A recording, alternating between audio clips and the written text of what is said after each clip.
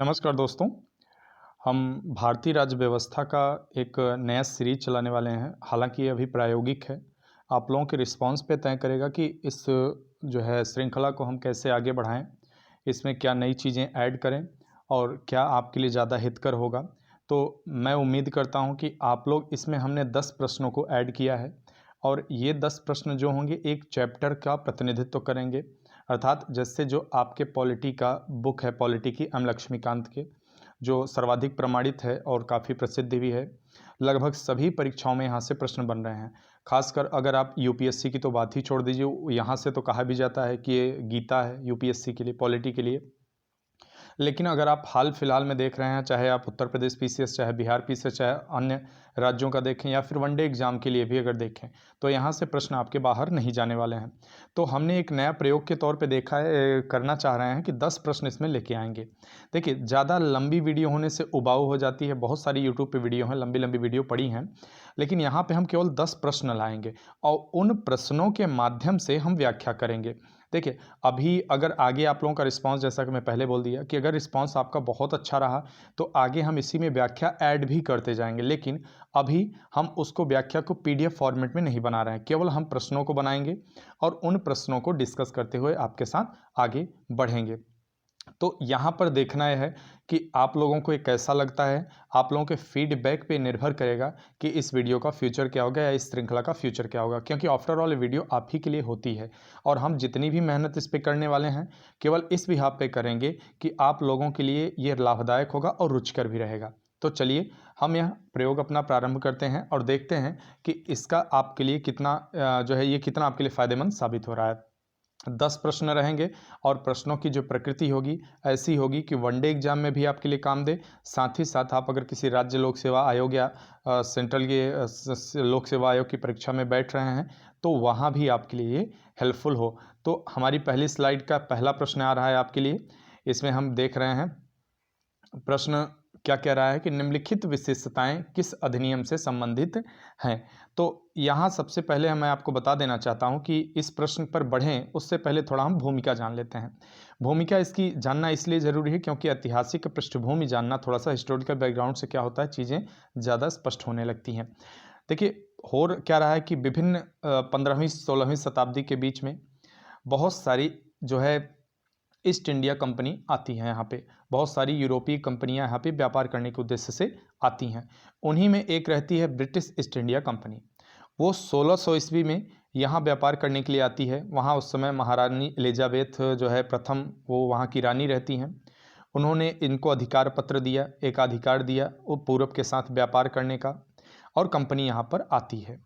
Company के आने का प्रारंभिक उद्देश्य था यहाँ पर व्यापार करना और व्यापार मुनाफा कमाना, जैसा कि सारी कंपनियों का था। किंतु कंपनी यहाँ अपने व्यापारिक कार्यों तक ही सीमित नहीं रहती है और 1765 में उन्होंने बंगाल, बिहार और उड़ीसा में दीवानी प्राप्त कर ली, अर्थात राजस्व और दीवानी न्याय के अधिकार प्राप्त कर लिए। इसके पहले लंबी कहानी है, वो इतिहास का विषय है, इसलिए हम वहाँ नहीं जाना चाहेंगे। उसके बाद इन्होंने क्या किया, 1858 में जब ये दीवानी अधिकार प्राप्त कर लेते हैं तो धीरे धीरे ये व्यापारिक शक्ति से राजनीतिक शक्ति के रूप में स्वतः को स्थापित करना प्रारंभ कर देते हैं। और जो कंपनी कभी मुनाफे के लिए, व्यापार के लिए यहाँ आई थी, वह कंपनी अब यहाँ पे शासन करना प्रारंभ कर देती है और पूरे भारत पे उन्होंने लगभग नियंत्रण स्थापित कर लिया। तो इस प्रकार से ये इनकी कहानी थी और इसी कहानी में हम क्या देखेंगे कि जब इनका अत्याचार बहुत बढ़ जाता है, बहुत ज़्यादा शोषण करने लगते हैं, तो उसके बाद 1858 में एक दूसरे प्रकार का ब्रिटिश शासन प्रारंभ होता है। रहता है ब्रिटिश शासन ही, इसे हम दो चरणों में देख सकते हैं। अगर हम मोटा मोटी हिसाब देखें तो एक होता है 1773 से लेके 1858 तक का समय जो माना जाता है, 1773 से 1858 तक का शासन, कंपनी शासन, कंपनी रूल रहता है। और जस्ट उसके बाद हम देखें 1858 के बाद थोड़ा सा परिवर्तन देखने को आता है, वो 1947 तक आपके आज़ादी के समय तक चलता है। तो हम आज़ादी तक पहुँचे कैसे और अंततः भारत शासन अधिनियम कैसे लाया जाता है, 1935 का अधिनियम कैसे बना, उस तक का चरण अगर हमें समझना है, उस विकास की प्रक्रिया को अगर हमें समझना है तो हमें यहाँ से प्रारंभ करना है। तो हम पहला प्रारंभ करते हैं, जबकि कंपनी पे नियंत्रण करना प्रारंभ किया जाता है ब्रिटिश संसद के द्वारा। तो ब्रिटिश संसद पहला एक अधिनियम लाती है, उसके द्वारा कंपनी पर कुछ नियंत्रण स्थापित किए जाते हैं। ये एक थोड़ा सा आपका बैकग्राउंड रहा। अब हम अपने प्रश्न पे आते हैं, और प्रश्न हमारा क्या कह रहा है, निम्नलिखित विशेषताएं किस अधिनियम से संबंधित हैं।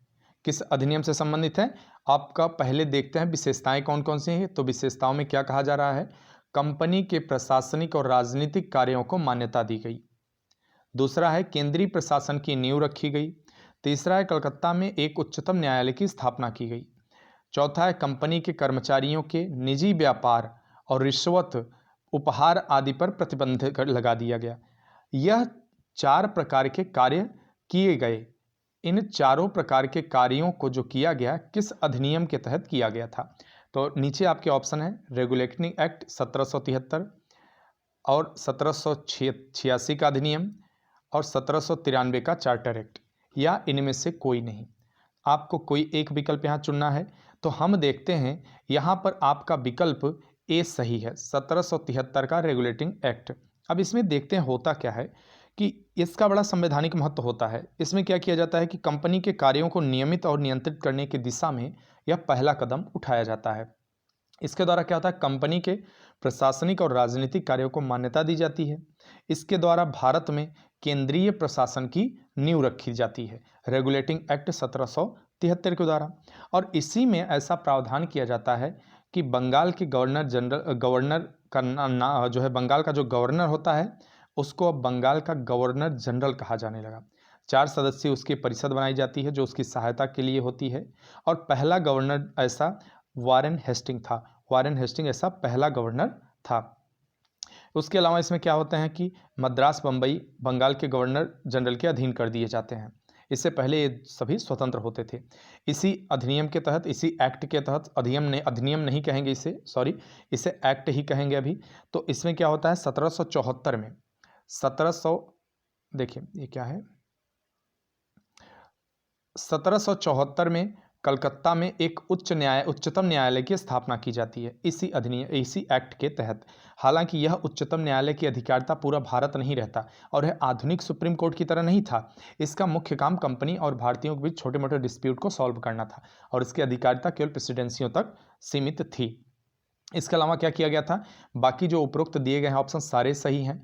इसमें कंपनी के जो कंपनी के लोग रहते थे उनके निजी व्यापार पर, रिश्वत लेने पे, उपहार लेने पे भारतीयों से, इन पे प्रतिबंध लगा दिया गया। उसके अलावा एक यहाँ पर संस्था का गठन किया जाता है एक ब्रिटिश सरकार द्वारा, कोर्ट ऑफ डायरेक्टर्स जिसे कहा जाता है, जिससे कोर्ट ऑफ डायरेक्टर्स कहा जाता है। तो इसके माध्यम से कंपनी पर नियंत्रण सशक्त हो गया और इसने भारत में इसके राजस्व, नागरिक, सैन्य मामलों की जानकारी ब्रिटिश सरकार को देना आवश्यक कर दिया। कि मतलब आप क्या राजस्व कितना कहाँ से वसूल रहे हैं, आप नागरिकों के लिए कैसे नियम बना रहे हैं, कैसे शासन कर रहे हैं, सैन्य मामले आप किस तरह निपटा रहे हैं, किस तरह सैन्य आप उपयोग कर रहे हैं, इन सब की जानकारी अब आपको ब्रिटिश सरकार को देना पड़ेगा। तो ऐसा ये रेगुलेटिंग एक्ट 1773 के माध्यम से किया गया। अब आगे बढ़ते हैं अगला। अब यहाँ पे प्रश्न 2 में क्या देखते हैं, किस अधिनियम के द्वारा यह तय किया गया कि अदालतों में हिंदुओं और मुसलमानों के वाद विवाद उनके निजी कानूनों के मुताबिक ही हल किए जाएंगे, ना कि अंग्रेजी कानून के मुताबिक हल किए जाएंगे। तो अब इस प्रश्न का उत्तर हमें देना है, तो कौन सा यहाँ पे ऑप्शन सही होने वाला है। तो चलिए देख लेते हैं। यहाँ पे एक्ट ऑफ सेटलमेंट एक्ट 1781, 1786 का अधिनियम, 1833 का चार्टर अधिनियम या फिर 1853 का चार्टर अधिनियम। तो किसके द्वारा ये प्रावधान किया गया, तो इसमें आपको जो 1700, ऑप्शन ए आपका सही है, 1781 का एक्ट ऑफ सेटलमेंट। तो इसको एक्ट ऑफ सेटलमेंट क्यों कहा गया, ठीक है, तो इसके पीछे मकसद ये था कि इसका निर्माण ही इसलिए किया गया था कि जो 1773 में खामियां थी, 1773 के एक्ट में जो खामियां थी रेगुलेटिंग एक्ट में, उन खामियों को दूर करने के लिए इसका गठन किया गया था। तो उसी में प्रावधान किया गया, उसी में ऐसा प्रावधान लाया गया कि यदि हिंदू या मुसलमान हैं और उनसे संबंधित कोई डिस्प्यूट आता है, किसी प्रकार का अगर वहाँ विवाद आता है, तो आप उसको ब्रिटिश कानून के मुताबिक नहीं बल्कि उनके अपने निजी कानून के मुताबिक ही उसको हल करेंगे। एक्ट ऑफ सेटलमेंट में कुछ और चीज़ें लाई गई। इसमें क्या किया गया कि इसमें ऐसा कहा गया कि गवर्नर जनरल और तथा काउंसिल को, यानी कि जो उसकी परिषद थी जिसके सलाह से वो कार्य करता था, उसको सर्वोच्च न्यायालय के क्षेत्राधिकार से बरी कर दिया गया कि उसको उनके कार्यों की लेखा जोखा, उनके कार्यों की जवाबदेहिता इस सुप्रीम कोर्ट के लिए नहीं है। वे क्या कार्य कर रहे हैं, क्या नहीं कर रहे हैं, यह सुप्रीम कोर्ट नहीं पूछ सकती।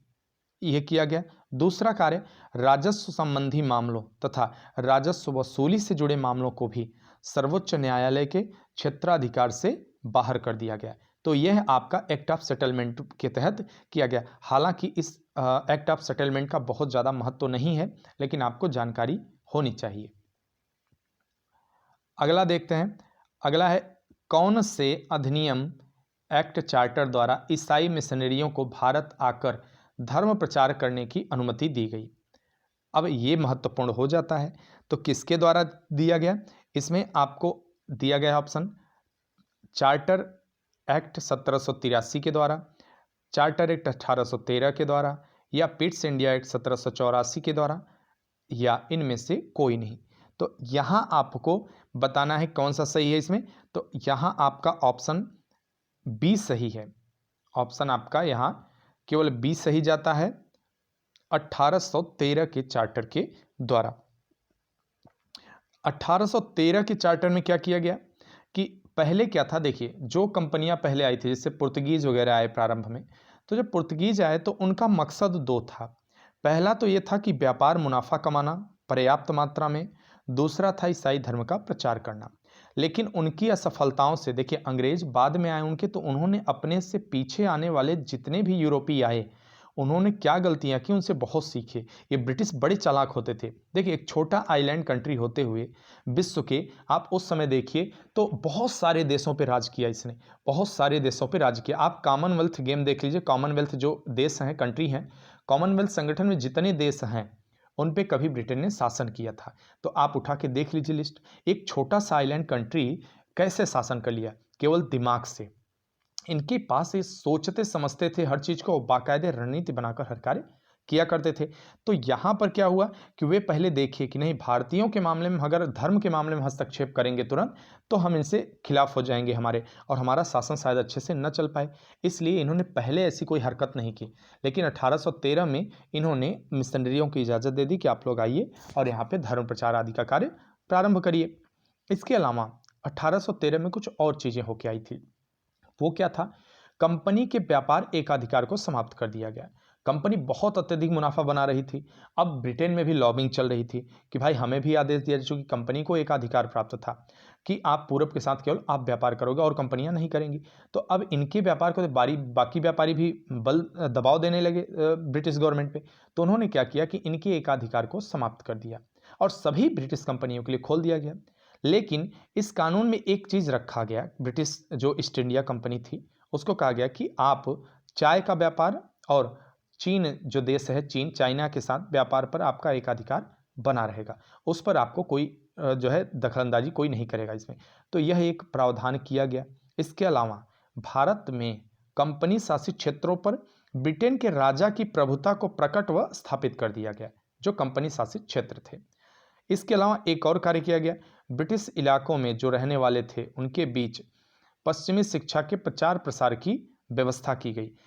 इसके पीछे जो इनका मंतव्य है वो यही था कि अगर इन लोगों को हमें अपने शासन में लेना है तो कहीं न कहीं इनके बीच हमारी भाषा का जानना जरूरी है और इनको इतना जागरूक बनाना आवश्यक है कि हमारे लिए क्लर्कियल काम कर सके, जिससे कि कहीं न कहीं हमारा ही शासन मजबूत होगा।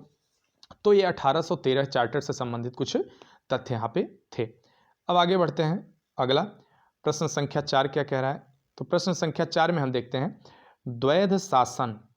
द्वैध शासन जिसमें कंपनी के राजनीतिक कार्य और व्यापारिक कार्यों को पृथक दो संस्थाओं को दे दिया गया। यह प्रारंभ किया गया किस अधिनियम के द्वारा प्रारंभ किया गया था? तो देखिए ऑप्शन आपके क्या क्या है यहाँ पे, 1786 का अधिनियम, चार्टर एक्ट 1784 का, 1833 का चार्टर अधिनियम, इनमें से कोई नहीं। तो यहाँ पे हमें ऑप्शन देखना है कौन सा सही है। केवल एक ऑप्शन सही है आपका, चार्टर एक्ट, इसे हरा थोड़ा सा ज़्यादा अच्छा लगेगा, चार्टर एक्ट जो 1784 का है आपका, यह इसका सही उत्तर है। इसमें क्या किया गया कि निदेशक मंडल को कंपनी के व्यापारिक मामलों के अधीक्षण की अनुमति दे दी गई। किसको? निदेशक मंडल, सीओडी को, जो 1700 अभी हमने पीछे देखा 1773 में गठित किया गया था। निदेशक मंडल का जो गठन किया गया था, यानी कि कोर्ट ऑफ डायरेक्टर्स का गठन किया गया था। तो क्या किया गया? कोर्ट ऑफ डायरेक्टर्स को कंपनी के व्यापारिक मामलों के अधीक्षण की अनुमति दे दी गई, लेकिन राजनीतिक मामलों के लिए, कंपनी के राजनीतिक मामलों के प्रबंधन के लिए क्या किया गया? नियंत्रण बोर्ड, बोर्ड ऑफ कंट्रोल का गठन किया गया। तो 73 में सीओडी का गठन किया गया था, 1784 में बीओसी का गठन किया गया, और सीओडी को व्यापारिक मामलों के अधीक्षण की अनुमति दी गई, और जबकि बीओसी को राजनीतिक मामलों के अधीक्षण की अनुमति दी गई। अब राजनीतिक और व्यापारिक मामले, व्यापारिक तो आप समझ रहे होंगे। राजनीतिक मामलों का हुआ कि अंग्रेज क्या करते थे, अक्सर भारतीय राजाओं के आंतरिक मामलों में हस्तक्षेप करते थे। किसी राज्य को हथिया लेना, किसी राज्य की सीमा में परिवर्तन कर देना, और भी बहुत सारी इनकी हरकतें हुआ करती थी। तो इसमें क्या हुआ कि इसके लिए बोर्ड ऑफ कंट्रोल का गठन किया गया। उम्मीद करता हूँ ये आपको क्लियर हो गया। और हाँ, कुछ और तथ्य देख लेते हैं। इसमें 1784 में क्या था कि कंपनी के राजनीतिक वाणिज्यिक कार्यों को अलग कर ही दिया गया। द्वैध शासन व्यवस्था की प्रारंभ किया गया। द्वैध शासन क्या है, थोड़ा सा समझिए। द्वैध का मतलब दो प्रकार से शासन, दो संस्थाओं के माध्यम से शासन। यहाँ आपने देखा सीओडी के माध्यम से शासन किया गया और बीओसी के माध्यम से शासन किया जा रहा है। तो यही द्वैध शासन व्यवस्था हो गई। इसके अलावा क्या किया? नियंत्रण बोर्ड को यह शक्ति थी कि वह ब्रिटिश नियंत्रित भारत में सभी नागरिक, सैन्य, सरकार व राजस्व गतिविधियों का अधीक्षण व नियंत्रण करे। इसके अलावा दो महत्वपूर्ण और कार्य हुए। वे महत्वपूर्ण कार्य कौन से, वो आपके अगले प्रश्न में शामिल किया गया है। यहां क्या दो कथन है। पहला कह रहा है कंपनी के अधीन क्षेत्र को पहली बार ब्रिटिश आधिपत्य क्षेत्र कहा गया। दूसरा, भारत में कंपनी के कार्यों और उसके प्रशासनिक कार्यों पर पूर्ण नियंत्रण हो गया। किस अधिनियम के तहत ये किए गए हैं? तो यहां आपको बताना है कौन से अधिनियम के तहत किए गए हैं। तो यह मैं सीधे ही बता दे रहा हूं आपको, यहां पिट्स इंडिया एक्ट के तहत किया गया है। Pitt's India act 1784। इसे पिट्स इंडिया एक्ट क्यों कहा जाता है? क्योंकि देखिए उस समय वहां के पिट्स जो है, विलियम पिट्स शायद नाम है, वे वहां के प्रधानमंत्री थे, और प्रधानमंत्री थे इसलिए उनके नाम पे इसे पिट्स इंडिया एक्ट कहा जाने लगा। तो इसमें क्या किया गया कि कंपनी के अधीन क्षेत्र को पहली बार ब्रिटिश आधिपत्य क्षेत्र के रूप में दर्ज किया गया। दूसरा कार्य, भारत में कंपनी के कार्यों और उसके प्रशासनिक कार्यों पर पूर्ण नियंत्रण स्थापित कर दिया गया। तो ये प्रश्न थे, हालांकि ये एक ही प्रश्न थे, लगभग दो भाग हो गए उसके फिलहाल। अब अगला प्रश्न है, कह रहा है 1833 के चार्टर अधिनियम में निम्न में कौन से प्रावधान संबंधित हैं? तो कौन से प्रावधान संबंधित है? यहाँ आपको विकल्प दिए जा रहे हैं। तो पहला है, मद्रास और बंबई के गवर्नरों को विधायिका संबंधी कार्यों से वंचित कर दिया गया। दूसरा, ईस्ट इंडिया कंपनी अब विशुद्ध प्रशासनिक निकाय बन गई। तीसरा कह रहा है, भारतीय केंद्रीय विधान परिषद में स्थानीय प्रतिनिधित्व मिला लोगों को। या फिर ऑप्शन डी कह रहा है केवल एक और बी। तो यहाँ कौन से ऑप्शन सही हैं? तो यहाँ पे आपका ऑप्शन डी सही है, केवल ए बी सही है। ऑप्शन सी जो है वो आपका गलत है यहाँ पे। तो इससे संबंधित 1833 से संबंधित कुछ चीज़ें देख लेते हैं। तो 1833 से संबंधित जब देखते हैं तो इसमें क्या आता है, बंगाल जो गवर्नर जनरल थे बंगाल के, उनको अब भारत का गवर्नर जनरल बना दिया जाता है। 1833 के चार्टर अधिनियम के द्वारा बंगाल के गवर्नर जनरल को भारत का गवर्नर जनरल बना दिया जाता है, जिसमें सभी नागरिक और सैन्य शक्तियां निहित थी। ठीक है, ये किया गया। और ऐसे प्रथम भारत के गवर्नर जनरल थे विलियम बेंटिक। इसके अलावा क्या किया गया कि मद्रास और बंबई के गवर्नरों को विधायिका संबंधी शक्ति से वंचित कर दिया गया, मतलब उनको नियम कानून बनाने से संबंधित उनकी शक्तियां छीन ली गई। अब यह जो गवर्नर जनरल बना विलियम बेंटिक, अब ये पूरे ब्रिटिश भारत पर शासन कर रहा था और इसके पास विधायिका से संबंधित असीमित अधिकार आ गए थे। मतलब यह किसी भी प्रांत के लिए, किसी भी प्रेसिडेंसी के लिए कानून बना सकता था। और इसके अंतर्गत यानी कि जो 1833 चार्टर अधिनियम के अंतर्गत कानूनों को अब नियामक कानून कहा जाने लगा। ठीक है, और नए कानून के तहत बने कानून को अब इसके बाद जो बने कानून थे उन्हें एक्ट या अधिनियम कहा जाने लगा। ठीक, इससे पहले चार्टर थे, अगर आपने ध्यान दिया होगा। ठीक है, लेकिन अब क्या हुआ, एक्ट कहा जाने लगा। उसके बाद ईस्ट इंडिया कंपनी एक व्यापारिक निकाय के रूप में की जाने वाली सारी गतिविधियों को समाप्त कर दिया गया 1833 के चार्टर अधिनियम के द्वारा। अब क्या हुआ कि जो ईस्ट इंडिया कंपनी थी आपकी, वो पूर्ण रूप से एक तरह से प्रशासनिक निकाय बन गई। ठीक है, अब उसका काम केवल हो गया गवर्नेंस। ठीक है, उसका जो है जो व्यापारिक कार्य था, उसका जो ट्रेड वगैरह करना काम था, वो समाप्त कर दिया गया। अब वह पूर्ण रूप से प्रशासनिक निकाय बन के रहेगी, मतलब आप शासन करो केवल, और वो भी कैसा शासन, ब्रिटिश राजशाही के प्रतिनिधि के तौर पे। ठीक है, उसी तरह आपको शासन करना है। इसमें और क्या किया गया, सिविल सेवकों के लिए खुली प्रतियोगिता का आयोजन शुरू किया गया। हालांकि ज़्यादा खुश होने वाली बात नहीं है, इसी में जब ये शुरू किया गया और ये कहा गया कि भारतीयों को किसी पद, कार्यालय, रोजगार हासिल करने से वंचित नहीं किया जाएगा, ये सारी चीज़ किया गया। मगर लिंग, जन्म जो है जाति, धर्म के आधार पे किसी के साथ भेदभाव नहीं किया जाएगा, ऐसा प्रावधान किया गया। लेकिन इन सब का विरोध बोर्ड ऑफ डायरेक्टर्स के द्वारा किया गया। जो बीओसी थी, हमने बताया था इससे पहले, जो बोर्ड ऑफ डायरेक्टर्स थे, बीओडी, यहाँ पे वो विरोध कर दिए और उनके विरोध के कारण यह प्रावधान समाप्त कर दिया गया। कौन सा प्रावधान, सिविल सेवकों के चयन की खुली प्रतियोगिता आयोजित करने वाला प्रावधान, और कंपनी के कार्यों, कंपनी के पदों पर किसी भी बिना किसी भेदभाव के सबकी नियुक्ति होगी, ऐसा कुछ भी नहीं होना था, तो ये समाप्त कर दिया गया। अब आपका अगला आता है, निम्न में कौन सी विशेषताएं चार्टर अधिनियम 1853 की नहीं थी। देखिए प्रश्न पे ध्यान रखिएगा, यहाँ पे नहीं शब्द मैंने ऐड किया है जानबूझ के, क्योंकि इसमें क्या होता है, देखिए कभी कभी हम प्रश्न जल्दबाजी में पढ़ते चले जाते हैं, नहीं, सही, ठीक है, केवल, ये भूल जाते हैं, तो ऐसे हमारे प्रश्न आते हुए भी गलत होते हैं। तो यहाँ देख लेते हैं क्या क्या चीज़ें हैं। इनमें क्या है, 1853 की बात करते हैं। तो 1853 में क्या क्या चीज़ें हैं, क्या नहीं है। गवर्नर के परिषद की विधायी और प्रशासनिक कार्यों को अलग कर दिया गया। भारतीय विधान परिषद का गठन, सिविल सेवकों की भर्ती एवं चयन हेतु खुली प्रतियोगिता का व्यवस्था का आरंभ, कंपनी को बतौर प्रशासन के प्रतिनिधि का 20 वर्षों के लिए विस्तार, मतलब कंपनी को बतौर भारतीय प्रशासन के प्रतिनिधि, मतलब आप यहाँ प्रशासन का जिम्मा संभालिए 20 वर्षों तक। और प्रथम बार भारतीय केंद्रीय विधान परिषद में स्थानीय प्रतिनिधित्व। तो इनमें कह रहा है कौन सा नहीं है, तो इससे पहले हम जान लेते हैं क्या क्या हैं। ठीक है, तो इसमें क्या हुआ कि पहला सही है, परिषद के विधायी और प्रशासनिक कार्यों को अलग कर दिया गया। ठीक है, परिषद में 6 नए सदस्य जोड़े गए, इन्हें विधान पार्षद कहा गया। गवर्नर जनरल की नई विधान परिषद का गठन कर दिया गया। इसके अलावा भारतीय विधान परिषद का गठन किया गया, केंद्रीय विधान परिषद का, जिसे बाद में छोटी संसद भी कहा गया। ठीक है, और ये इसमें सारी प्रक्रियाएं ब्रिटिश संसद के अनुसार जो चलती थी, उन्हीं प्रक्रिया, उन्हीं परंपरा के अनुसार चलाया गया। इसके अलावा क्या किया गया, सिविल सेवकों के भर्ती हेतु खुली चयन प्रतियोगिता का प्रारंभ किया गया। सिविल सेवा में भारतीय नागरिकों के लिए खोल दी गई, और इसके लिए 1854 में भारतीय सिविल सेवा के संबंध में मैकाले समिति को नियुक्त किया गया था। ठीक है, वो हो गया। इसने कंपनी के शासन को विस्तारित कर दिया। भारतीय क्षेत्र को इंग्लैंड राजशाही के विश्वास के तहत कब्जे का अधिकार दिया गया। ठीक है, कब्जे में रखने का अधिकार दिया गया। इसके अलावा इसमें एक जो महत्वपूर्ण प्रावधान और किया गया, वो क्या था कि पहली बार भारतीय केंद्रीय विधान परिषद में स्थानीय प्रतिनिधित्व प्रारंभ किया गया। गवर्नर जनरल की परिषद में 6 नए सदस्यों में से 4 का चुनाव बंगाल, मद्रास, बंबई और आगरा की स्थानीय प्रांतीय सरकारों द्वारा किया जाना था।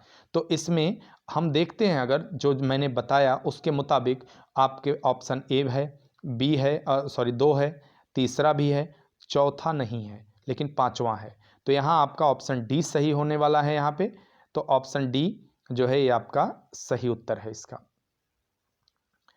अगला प्रश्न है, यहाँ पे देखते हैं, दिए गए प्रावधान किस अधिनियम से संबंधित हैं। कौन से अधिनियम संबंधित हैं ये बताना है। पहले हम सारी पढ़ लेते हैं जो हमारे पास तथ्य हैं, फिर देखते हैं किस अधिनियम के तहत ये डाले गए थे। इस अधिनियम के द्वारा नियंत्रण बोर्ड और निदेशक कोर्ट समाप्त कर दिए जाते हैं। ठीक है, और कैनिंग प्रथम वायसराय बन के आया। भारत के राज्य सचिव पद का सृजन किया गया।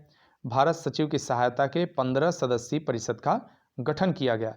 तो यह किसके तहत है, ऑप्शन आपके पास हैं, भारत परिषद अधिनियम 1857, भारत सरकार अधिनियम 1858, भारत परिषद अधिनियम 1861 और भारत परिषद अधिनियम 1892। तो किसके द्वारा ये किया गया, आप एक अनुमान लगा के, मैं इसीलिए थोड़ा सा रुक जाता हूँ, आप कमेंट बॉक्स में पहले उत्तर बता दिया करिए, तो उम्मीद करूँगा कि आप लोगों को पता ही होगा, फिर भी मैं बता रहा हूँ आगे। यहाँ क्या किया गया कि जो भारत परिषद अधिनियम, भारत सरकार अधिनियम 1858 लाया गया, उसमें ये सारे प्रावधान किए गए आपके। मतलब इसमें क्या क्या प्रावधान किए गए हैं आपके, इसके तहत भारत का शासन अब सीधे महारानी विक्टोरिया के अधीन चला गया और गवर्नर जनरल के पद को अब वायसराय कहा जाने लगा। ठीक है, और कैनिंग प्रथम वायसराय था, ये भी इसमें सही है। और उसके लिए एक 15 सदस्यीय परिषद का भारत सचिव का पद सृजित किया गया, एक नया पद। उसके लिए 15 सदस्यीय समिति बनाई गई जो उसके कार्यों में सहायता करती थी। यह भारत सचिव ब्रिटिश संसद के प्रति उत्तरदायी होता था, इसके वेतन भत्ते वगैरह सब भारत कोष से दिए जाते थे। हालांकि यह क्यों लाया गया ये जानना थोड़ा सा आपके लिए जरूरी है। देखिए 1857 की जब क्रांति होती है तो अंग्रेजों को ऐसा भय सताने लगा था कि ये हमारा आखिरी यहाँ पे समय है, अब हमें यहाँ से भागना ही पड़ेगा किसी भी हाल में। भयंकर विद्रोह था, भयंकर लोगों में जोश था, जज्बा था। उसको देखने के बाद ब्रिटिश पार्लियामेंट को, ब्रिटिश गवर्नमेंट को, ब्रिटिश ताजशाही को एहसास हुआ कि कुछ न कुछ बदलाव अगर नहीं किया गया तो कहीं न कहीं ये आगे भड़क के पूरी तरह समाप्त कर देगी हमारा वहाँ पे शासन। तो इसलिए इस प्रकार के परिवर्तन किए गए और भारत सरकार अधिनियम के नाम से इसको लाया गया और इसे भारत शासन को अच्छा बनाने वाला अधिनियम भी कहा जाता है। इस तरह से भी शब्द इसके लिए इस्तेमाल किया जाता है। यहाँ क्या किया गया, जो नियंत्रण बोर्ड थे, जो बीओसी बीओडी थे, पूरी तरह समाप्त कर दिए गए, इसमें अब ऐसा कुछ नहीं रह गया। और भारत सचिव को बताया, जो सलाहकार परिषद का गठन किया गया, अध्यक्ष भारत सचिव को बनाया गया। भारत सचिव की परिषद का गठन किया गया जो निगमित निकाय थी, जिसे भारत और इंग्लैंड में मुकदमा करने का अधिकार था, इस पर भी मुकदमा किया जा सकता था। तो यह एक सुधार किया गया इस समय। ठीक है, तो ये हमारा 1858 से संबंधित भारत सरकार अधिनियम था। आगे देखते हैं। वायसराय की विस्तारित परिषद में गैर सरकारी सदस्यों के रूप में बनारस के राजा, पटियाला के महाराजा सर दिनकर राव को किस अधिनियम के तहत मनोनीत किया गया। तो अब यहाँ पे और ज़्यादा सुधार किए गए। तो अब किस अधिनियम के तहत इसमें सुधार किया गया कि इन सारी चीज़ों को लाया गया, तो यहाँ पर हम देखेंगे ये प्रश्न पूछा गया है, कई बार पूछा भी जाता है, काफ़ी प्रसिद्ध है और मतलब फेमस है, एग्जामिनर की नज़र में काफ़ी चढ़ा रहता है। भारत परिषद अधिनियम 1861। 1861 में अब क्या क्या प्रावधान किए गए हैं, तो इसमें देखते हैं। 1857 की क्रांति के बाद महसूस किया गया कि भारत शासन चलाने के लिए, जो मैंने पहले आपको बताया, कि भारतीयों का सहयोग लेना आवश्यक है। अब भारतीयों का सहयोग कैसे लेते, अब माता दिन रास्ते से किसी को उठा के, ठेलिया और रिक्शा वाले को तो उठा के वो सहयोग लेते ना, क्योंकि उनके लिए तो कीड़े मकोड़े ही थे। भारतीय तो उनके लिए वो केवल थे जो उनके लिए हैसियत के थे, जो जमींदार होते थे, जो नवाब होते थे, जो राजा महाराजा के खानदान से संबंध रखते थे। दरअसल उनके लिए वही केवल भारतीय थे और वे उन्हीं से अपना संबंध ज़्यादा रखना पसंद करते थे। और एक और भी सच्चाई थी, वो कट सच्चाई ये थी कि सामान्य भारतीय को अंग्रेजी आती कहाँ थी और उन्हें हिंदी कहाँ आती थी। तो जब ना उन्हें हिंदी आती ना उन्हें अंग्रेजी आती, तो दोनों के बीच सामंजस्य संभव ही नहीं था। इसके लिए किसी मीडिएटर की ज़रूरत तो थी। तो ये राजा महाराजा बहुत पहले से मीडिएटर का काम कर रहे थे, तभी तो यहाँ अंग्रेज थे। तो चलिए, ये हम विषयांतर नहीं करेंगे। तो अब इसमें क्या क्या प्रावधान किए गए भारत परिषद अधिनियम 1861 में, इसमें क्या किया गया कि भारतीय प्रतिनिधियों को शामिल करने की शुरुआत की गई। इस प्रकार भारतीयों की विस्तारित परिषद में, जो भारतीय परिषद जो बनाया गया था परिषद, गैर सरकारी सदस्यों के रूप में भारतीयों को भर्ती किया जाने लगा। और 1862 में उस समय कैनिंग था वायसराय, उसने क्या किया कि बनारस के राजा, पटियाला के महाराजा और दिनकर राव को उसने एक सदस्य के रूप में, गैर सरकारी सदस्य के रूप में उन्हें नियुक्त किया।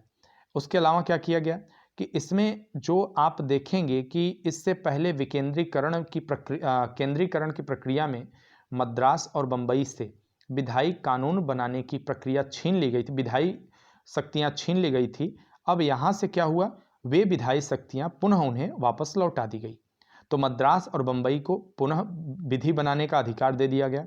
इस तरह से विकेंद्रीकरण की प्रक्रिया प्रारंभ हो गई। केंद्रीकरण और विकेंद्रीकरण क्या हो, देखिए आप सभी जानते ही होंगे, बट एक थोड़ा सा मैं यहाँ पे वो करना चाहूँगा।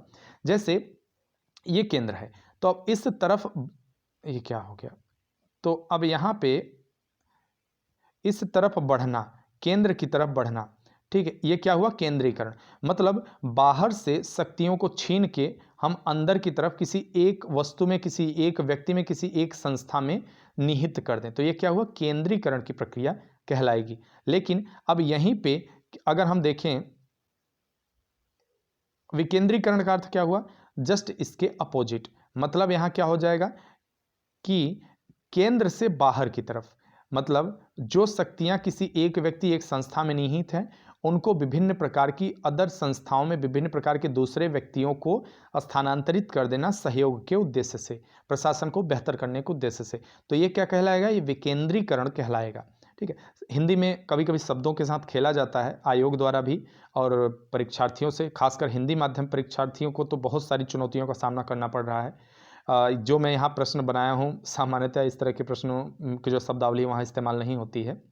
आप अगर बैठे हैं परीक्षा में तो आप जानते ही होंगे, अन्यथा मैं कुछ ऐसे प्रश्न बनाऊंगा, एक आध दो प्रश्न ऐसे हमेशा डालता रहूँगा जिससे आपकी आदत भी बनती जाए, उनको मैं सरलीकृत करके भी बताने की कोशिश करूँगा। तो ये प्रावधान किया गया। उसके अलावा क्या किया गया कि जो 1833 के चार्टर के साथ ही अपने चरम पे पहुंच गया था केंद्रीकरण की प्रक्रिया, तो इसके द्वारा उसका उल्टा प्रारंभ किया गया, यानी कि विकेंद्रीकरण की प्रक्रिया प्रारंभ हो गई। और क्या किया गया कि यहाँ पे बंगाल तथा उत्तरी पश्चिमी सीमा प्रांत और पंजाब में, जैसे बंगाल में 1862 में और उत्तरी पश्चिमी सीमांत प्रांत में 1866 में और पंजाब में 1857 में विधान परिषदों का गठन किया गया। ठीक है, तो इसने वायसराय की परिषद में कार्य संचालन के लिए अधिक नियम और आदेश बनाने की शक्तियां दी गई। ठीक है, इसके अलावा एक जो सबसे महत्वपूर्ण कार्य और प्रारंभ किया गया था इस अधिनियम के द्वारा, जो कि सामान्यतः हर परीक्षा में पूछा जा रहा है आजकल, पोर्टफोलियो प्रणाली को मान्यता दी गई। कैनिंग ने 1859 में पोर्टफोलियो प्रणाली लागू किया।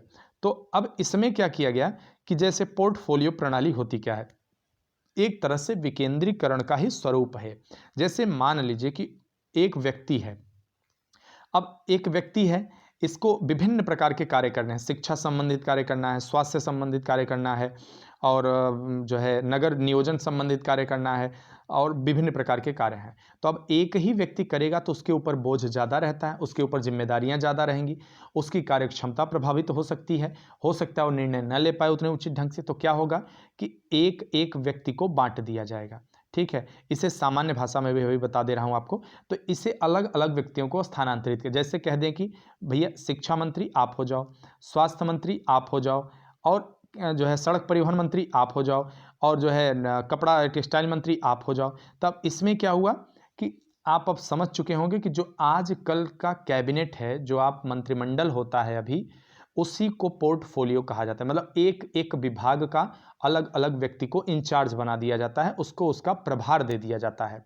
ठीक है, और इसमें क्या होता है, उस विभाग में काउंसिल की ओर से अंतिम आदेश पारित करने का उस व्यक्ति को अधिकार होता है। यही प्रक्रिया 1861 के अधिनियम के तहत लाई गई, और उस समय कैनिंग जो है वायसराय था।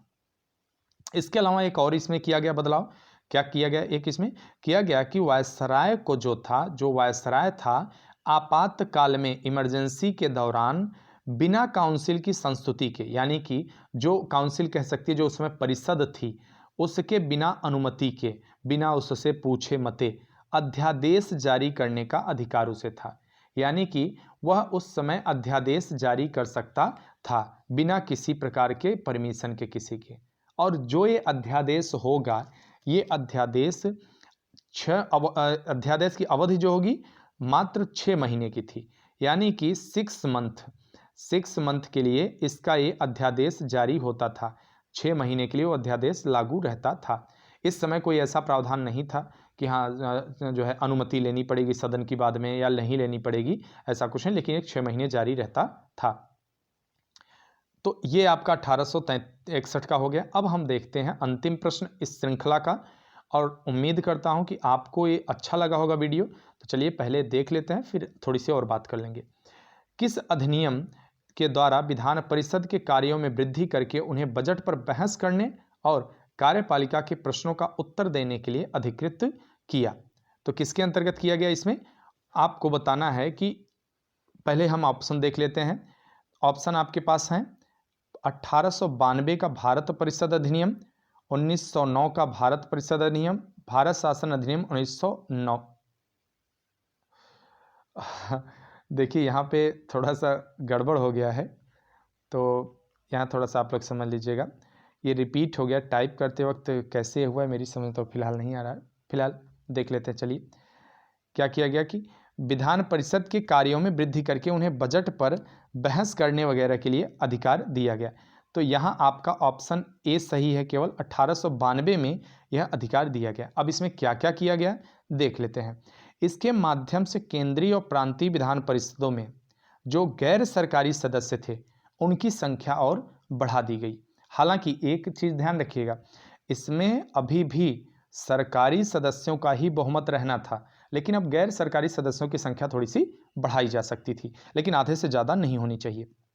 इसके अलावा क्या किया गया, विधान परिषद के कार्यों में वृद्धि कर दी गई और उन्हें बजट आदि पर बहस करने, प्रश्नों का पूछने का अधिकार दे दिया गया। केंद्रीय विधान परिषद और बंगाल चैम्बर ऑफ कॉमर्स में गैर सरकारी सदस्यों के नामांकन के लिए वायसराय की शक्तियों का प्रावधान किया गया। ये सब कोई खास नहीं है, बस जानकारी के लिए आपको बता दिया। तो ये इसमें किया गया। इसके अलावा एक और कार्य किया गया, केंद्रीय और प्रांतीय विधान परिषदों दोनों में गैर सरकारी सदस्यों की नियुक्ति के लिए एक सीमित और परोक्ष, मतलब अप्रत्यक्ष रूप से चुनाव का प्रावधान किया गया। हालांकि इस अधिनियम में कहीं चुनाव शब्द का इस्तेमाल नहीं हुआ है, ठीक है, इलेक्शन शब्द का इस्तेमाल यहाँ कहीं नहीं हुआ है, ये ध्यान देने वाली बात है। इस अधिनियम में प्रयोग नहीं हुआ है, ठीक है, लेकिन उस तरह की कुछ प्रक्रिया अपनाई गई थी। तो यह हमारा वीडियो यहाँ पे समाप्त होता है। आपको वीडियो कैसी लगी आप कमेंट बॉक्स में बताइए। अगर आप चाहते हैं तो थम्स अप दीजिएगा, लाइक शेयर कमेंट करिए, दूसरे दोस्तों तक पहुंचाने की कोशिश करिए इसको, वीडियो को, क्योंकि अगर ये वीडियो सफल रही तो निसंदेह जो आपके यहाँ 10 प्रश्न हम इसमें देंगे, वे 10 प्रश्न बड़े ही कंक्रीट होंगे और उन 10 प्रश्नों के पीछे की जो व्याख्या होगी वो काफ़ी महत्वपूर्ण होगी। तो कहीं ना कहीं इन प्रश्नों के माध्यम से आपको समझाने का प्रयास किया जाएगा और आपकी पसंद नापसंद ही तय करेगी इस वीडियो का भविष्य, इस श्रृंखला का भविष्य। तो चलिए हम मिलते हैं, देखते हैं आप लोगों का रिस्पांस और फिर इस वीडियो को और अच्छी बनाने की कोशिश करेंगे। धन्यवाद।